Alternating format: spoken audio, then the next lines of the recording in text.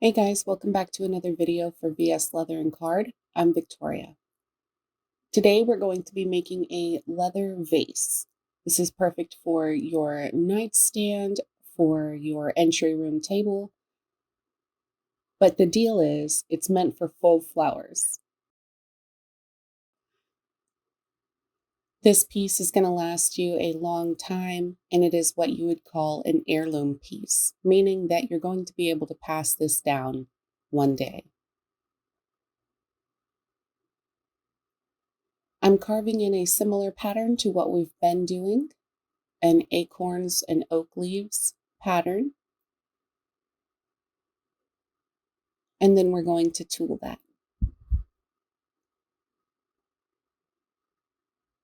If you're seeing this video, it is after our shop update, which was on the 20th. This product is listed on the website and is available.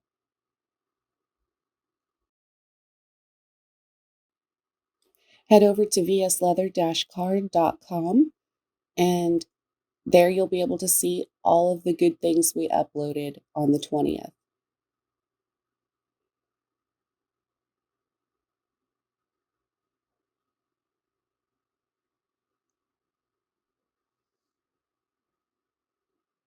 If you're not following us on Instagram yet, you really should. That's where we show a lot of the behind the scenes things that we're doing. And there may or may not be a giveaway once we reach 200 followers.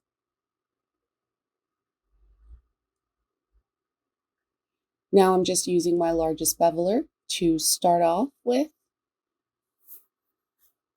I'm trying to knock down all of the longer lines with this larger beveler. I'll have all of these products linked in the description box if you want to check them out.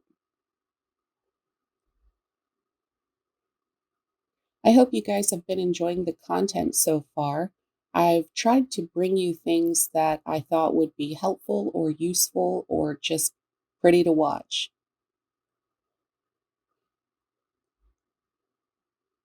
We're just going to continue beveling here. Now I'm using a lifter tool just to get into some of the finer details of this pattern.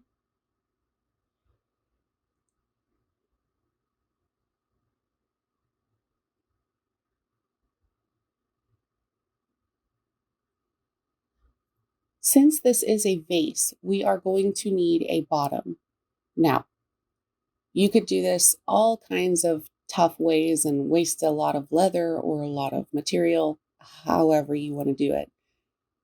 But an easy way is just to take the length of your project and multiply that times pi, 3.14, and that will give you the circumference of the circle you need.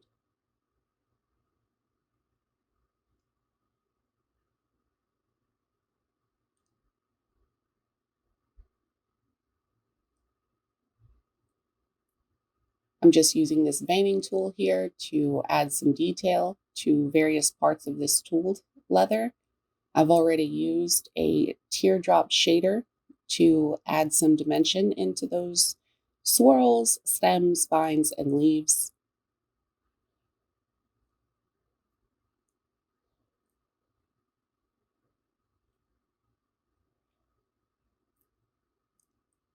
Now for the fun part, we're going to be antiquing this. I've just used some leather balm with atom wax.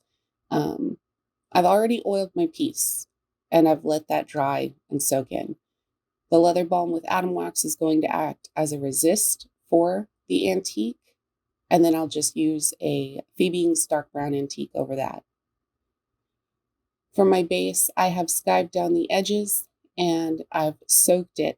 I mean, soaked it in water because we're going to ask this leather to bend backwards.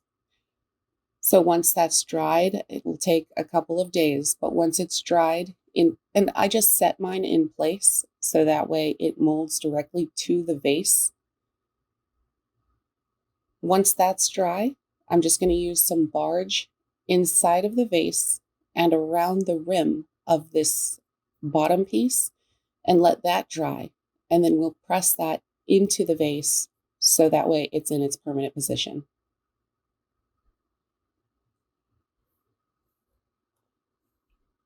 I did not make stitching holes around the bottom of this vase. I don't like to guess where everything's going to end up. I don't like to miss stitches while sewing around anything.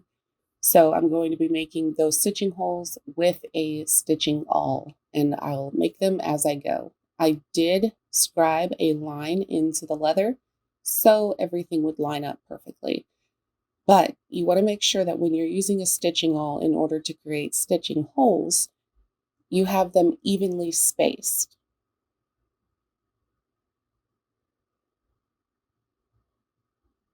I'm just making sure that this is secured exactly where I want it, and then we'll start trimming off any little bits of excess leather that stick up or were pushed up during the molding process.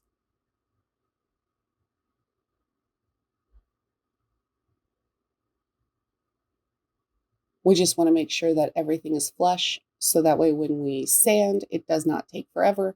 And when we're trying to do our edges, it's a lot easier.